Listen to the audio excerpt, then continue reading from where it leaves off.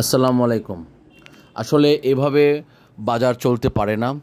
এভাবে বিনিয়োগকারীদেরকে ধুঁকে ধুঁকে ডেকে নিয়ে এসে সর্বশান্ত করার কোনো অধিকার এখতিয়ার আপনাদের নেই।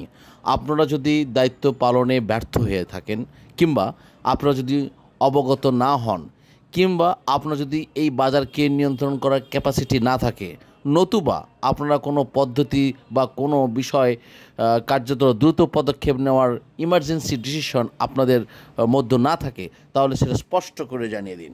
কিন্তু এই বাজারকে আপনারা একটা মিথ্যা ফেক হোপ দিয়ে বাজারকে আপনার বিনিয়োগকারীদের কাছ থেকে সর্বশান্ত অবস্থায় চলে গেছেন। বর্তমান বিনিয়োগকারীদের কাছে বাজার একদম চরম আস্থার সংকটে। এই বাজারকে রক্ষা করতে হলে সর্বপ্রথম ইমার্জেন্সিভাবে বেশ কিছু সিদ্ধান্ত আপনাকে নিতে হবে, যে সিদ্ধান্তগুলোর মধ্য দিয়ে বিনিয়োগকারী এই বাজারের উপর তারা আস্থা ফিরে পাবে। এভাবে প্রতিদিন যেভাবে ধ্বংসলীলা চলছে, এভাবে বিনিয়োগ বাজার চলতে পারে না, এভাবে বিনিয়োগকারীরা চলতে পারে না। আপনাদের অবশ্যই অবগত আছেন, কিংবা আপনারা বিভিন্ন ব্রোকার হাউসে গিয়ে বিভিন্ন যারা দীর্ঘদিন এই বিনিয়োগ বাজারের সাথে সংশ্লিষ্ট তাদের পোর্টফোলিও একটু দেখুন। ম্যাক্সিমাম বিনিয়োগকারীদের পোর্টফোলিওতে 65%, 70% নেগেটিভ, অর্থাৎ লাল বাতি জ্বলছে। এই অবস্থায় শুধুমাত্র আস্থার সংকটের কারণে অনেক বিনিয়োগকারী হতাশায় নিমজ্জিত হয়ে আপনার কোনো রকম এদিক ওদিক না পেয়ে কেউ কেউ বের হয়ে যাচ্ছে। কি করবে? কারণ দিন শেষে অনেক বিষয়ে তাকে ইন্টারেস্ট গুনতে হয়, তাকে টাকাগুলো দিতে হয়, তার পরিবারের খরচ আছে। ব্যক্তিগতভাবে সে অত্যন্ত মানসিক বিধ্বস্ত হয়ে এই বাজার থেকে মুখ ফিরে নিচ্ছে বিনিয়োগকারীরা। আর কতদিন? দীর্ঘ 9টি মাস এই বিনিয়োগ বাজারের দিনের পর দিন প্রতিদিন ক্রমান্বয়ে এই যে নিম্নমুখী একটা পদক্ষেপ হচ্ছে। আপনারা যারা শীর্ষ কর্মকর্তা রয়েছেন, বর্তমান বিনিয়োগ বাজার নিয়ে পত্র পত্রিকা, electronic media, print media, television, news, সবটা জায়গায় বিনিয়োগ বাজারকে নিয়ে যেভাবে প্রচারণা হচ্ছে, আপনাদের এতটুকু সুবুদ্ধি বা শুভদের উদয় হয় না কেন?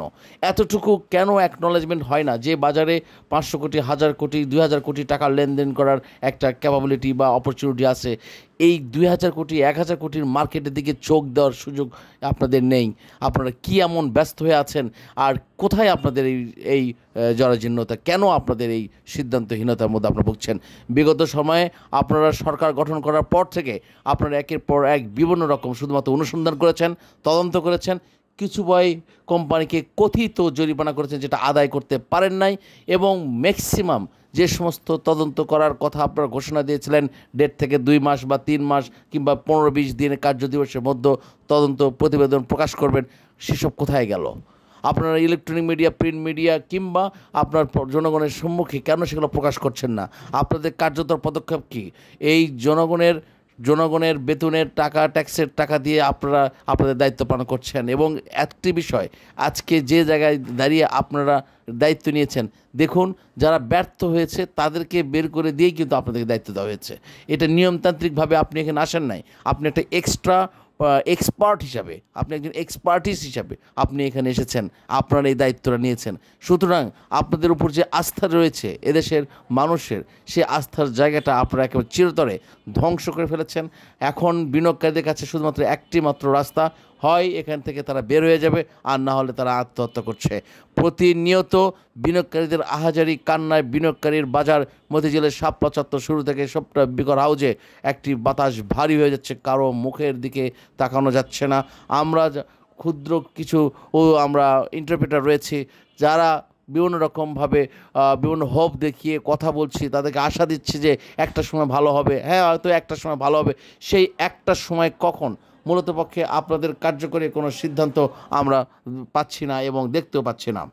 একটা জরুরি মিটিংয়ের আয়োজন করলেন, সেখানে বর্তমান বাংলাদেশের শীর্ষ ব্যক্তিগুলো আপনারা উপস্থিত থেকে বিএসইসি চেয়ারম্যান সহ, বাংলাদেশ গভর্নর সহ, অর্থ উপদেষ্টা সহ এবং অর্থ মন্ত্রণালয়ের দায়িত্বপ্রাপ্ত ব্যক্তি সহ আপনারা আলোচনা করলেন। আপনারা শুধু কথার ঝুড়ি দিয়ে এই দেশের মানুষকে আপনারা আর আস্থা ফিরিয়ে আনতে পারবেন না। আপনারা এই যে সব কথা বলেছেন যে সরকারি বিভিন্ন প্রতিষ্ঠান বহুজাতিক কোম্পানিগুলোকে মূল বাজারে নিয়ে আসার জন্য যে একটি কথা বলেছেন, এটা দীর্ঘদিনের প্রলাপ বলবো, প্রবন্ধ বলবো, নাটক, গল্প, উপন্যাস। আমরা এই গল্প এবং এই উপন্যাস আমরা শুনতে চাই না। নতুন আইপিওর মাধ্যমে কোনো কোম্পানি আসবে কি আসবে না সেটাও আমরা শুনতে চাই না। আইপিও আসবে, আবার সেই লুটেরাদের কাছে সেই টাকা চলে যাবে। যে সমস্ত বিনিয়োগকারী টাকা আটকে রয়েছে, আপনারা যদি এই আইপিওর লোভ দেখেন তাহলে অনেকেই আবার যাদের পোর্টফোলিও নেগেটিভ রয়েছে তারা হয়তো রিকভার করার জন্য সেটা লস দিয়ে বিক্রি করে এসে আবার আইপিও কিনবে, আবার সেই টাকাগুলো হারিয়ে চলে যাবে। এই মরণ ফাঁদে কেন আপনারা ডাকছেন? বরং তো কার্যত আপনারা এই সিদ্ধান্ত নিন যে সমস্ত কোম্পানিগুলোকে আপনার মানে বিভিন্ন রকম ফেক নিউজ দিয়ে অডিটের মধ্যে গরমিল করে হিসাবে জালিয়াতি করে তারা এই ক্যাটাগরি থেকে বি ক্যাটাগরি, বি ক্যাটাগরি থেকে জেড ক্যাটাগরি, জেড ক্যাটাগরি থেকে তারা ওটিসি মার্কেটে নিয়ে গেছে, কিংবা কোনো ডিভিডেন্ড দিচ্ছে না, কিংবা বি ক্যাটাগরিতে রেখেছে 0.5% ডিভিডেন্ড দিয়েছে, কিংবা কিছু কিছু কোম্পানি রয়েছে যেগুলো আপনার অনেক মূল্য, সেই শেয়ারগুলো কিন্তু দেখা যাচ্ছে যে 10%, 11%, 20% আপনার ডিভিডেন্ড দিয়েছে। এমন তো অবস্থায় দাম দিনের পর দিন, রাতের পর রাত 70 টাকায় 100 টাকা শেয়ার বর্তমানে 12 টাকা 10 টাকায় চলে এসেছে। এসব কি আপনাদের দৃষ্টিগোচর হয় না? একটি দেশের মানদণ্ডের মেরুদণ্ডকে ঠিক রাখার জন্য, কনস্ট্রাকটিভ ডেভেলপমেন্টের জন্য, একটি ফান্ডামেন্টাল স্ট্রাকচার ডেভেলপমেন্টের জন্য বিনিয়োগ বাজারের ভূমিকা অত্যন্ত গুরুত্বপূর্ণ এবং যা সর্বজন স্বীকৃত। বর্তমান বাংলাদেশে প্রায় 40 লক্ষ বিনিয়োগকারী এই বাজারের সাথে সম্পৃক্ত। এই পরিবারের দিকে কি আপনাদের কোনো চোখ যায় না?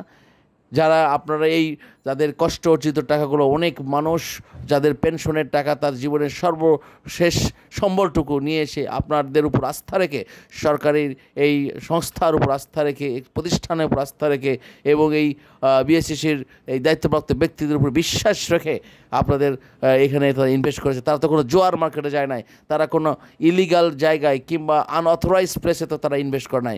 ইনভেস্ট করেছে কোথায়? যে সমস্ত কোম্পানিগুলো আপনাদের এনলিস্টেড, যে সমস্ত কোম্পানিগুলোকে বিভিন্ন রকম আপনাদের সংস্থার মাধ্যমে, আপনার মন্ত্রণালয়ের মাধ্যমে তদারকি হওয়ার পর লিস্টেড হয়েছে, সেই সমস্ত কোম্পানিতে তারা ইনভেস্ট করেছে। তারা কি অপরাধ করেছে? বরঞ্চ আপনারা এই জায়গাগুলো কেন দেখছেন না? কেন একটি কোম্পানিকে হঠাৎ করে তারা জেড ক্যাটাগরিতে নিয়েছে, কেন একটি কোম্পানিকে বন্ধ ঘোষণা করেছে, আবার কি করছে? কোনো কারণ দর্শানো ছাড়াই আপনার কোম্পানি সব কিছু লেপাত্তা করে দিয়ে ঠিকানা পরিবর্তন করে ফেলছে। এই জায়গাগুলো আপনাদেরকে কঠোরভাবে দেখতে হবে। কিছু কিছু কোম্পানিগুলোর আপনার অ্যাকশন নিন, যেমন মালিকানার 33% বা 30% রাখার যে বাধ্যবাধকতা, সেগুলো আপনারা কঠোর মনিটরিং করেন।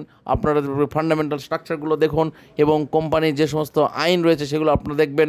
কেন কোম্পানি আপনার বন্ধ হয়ে যাবে, কী কারণে তারা বন্ধ করছে, কোথায় তাদের খরচ বেশি দেখানো হয়েছে, নিজের আত্মীয় স্বজন, স্ত্রী, কন্যা, ছেলেকে কোম্পানির গুরুত্বপূর্ণ পদে অত্যাধিক বেতন দিয়ে, বিভিন্ন রকম ফ্যাসিলিটি দিয়ে কোম্পানির ব্যয় বাড়াইয়ে দিয়ে কোম্পানিকে লস দেখানো হচ্ছে, যার কারণে তারা কোনো ডিভিডেন্ড দেখাচ্ছে না, বারবার তার ইপিএস নেগেটিভ দেখানো হচ্ছে এবং বিভিন্ন আইপিওর মাধ্যমে টাকা ওঠেনি, সেই টাকা কোম্পানিতে কাজে না লেগে তারা অন্য জায়গায় কাজে লাগাচ্ছে এবং বিভিন্ন রকম জালিয়াতির সর্বশেষ নক্ষত্র পেরেকটা তারা কিন্তু জানে। সো আমি যতটুকু জানি, যতটুকু আমার ক্ষুদ্র নলেজ, আমি যত এক্সপার্টিস নয়, আরও এই বিনিয়োগ বাজারে অনেক এক্সপার্টিস আছে, তাদেরকে নিয়ে একটি ওপেন মিটিংয়ের ব্যবস্থা করুন, বিনিয়োগকারীদেরকে নিয়ে একটি ডায়লগের ব্যবস্থা করুন। যারা আরও ভালো ব্যাখ্যা দিতে পারবে, তারা কারণ দর্শাতে পারবে, তারা বলতে পারবে যে কোথায় আপনাদের কাজ করতে হবে। সুতরাং বিভিন্ন রকম অ্যাসোসিয়েশন আছে, তাদের শীর্ষ নেতৃবৃন্দ আছেন, যারা এক্সপার্টিস আছেন, যারা বিনিয়োগকারীদের মধ্যে যারা লাস্ট 20 ইয়ার্স এই বিনিয়োগ বাজারে ইনভেস্টের হিসাবে কাজ করছেন, তাদেরকে প্ল্যাটফর্ম থেকে 10 জনকে সাথে নিয়ে, আপনার এই শীর্ষস্থানীয় নেতাদেরকে সাথে নিয়ে, পাশাপাশি যারা দায়িত্বপ্রাপ্ত ব্যক্তি রয়েছেন, মাননীয় প্রধান উপদেষ্টা, আপনি তাদেরকে নিয়ে একটি বসে ইমার্জেন্সিভাবে আপনি আস্থা ফিরিয়ে নিয়ে আসার জন্য কাজ করুন। এই বাজারকে রক্ষা করতে হবে। লক্ষ লক্ষ বিনিয়োগকারী পথে বসেছে, তাদের পোর্টফোলিও যদি আপনি দেখেন মাননীয় প্রধান উপদেষ্টা, আপনি হতবাক হয়ে যাবেন। 70%, 75%, 80% পর্যন্ত পোর্টফোলিও তাদের নেগেটিভ হয়ে গেছে। এই অবস্থায় তারা না পারছে এই বিনিয়োগ বাজার থেকে চলে যেতে এবং না পারছে এখানে থাকতে। প্রতিদিন ক্রমাগত খুঁচিয়ে খুঁচিয়ে বিনিয়োগকারীদের রক্তে শাপলার রাজপথ রঞ্জিত হচ্ছে। বারবার বিভিন্ন রকম ইস্যু তৈরি করে এদেরকে রাস্তায় কাপড় নিয়ে নামতে পর্যন্ত বাধ্য হয়েছে। তারপরেও আপনাদের কারো ঘুম ভাঙছে না, এই বিনিয়োগকারীদের পাশে দাঁড়ানোর মতো আপনাদের কারো সদিচ্ছা অনুভব কিংবা দৃষ্টিতে আমরা পাচ্ছি না। তাই অচিরেই আপনারা, আমি আশা করছি যে আপনারা এই বাজারকে রক্ষা করার জন্য মাঠে নামবেন, কাজ করবেন এবং বাজারের সংকট তাড়ানোর জন্য, বিনিয়োগকারীদের মধ্যে আস্থা ফিরিয়ে আসার জন্য আপনারা জরুরি পদক্ষেপ নেবেন বলে আমি বিশ্বাস করি। এবং আজকের মতো আমি অনুরোধ করব ভিডিওটি আপনারা শেয়ার করবেন, বেশি বেশি শেয়ার করবেন যেন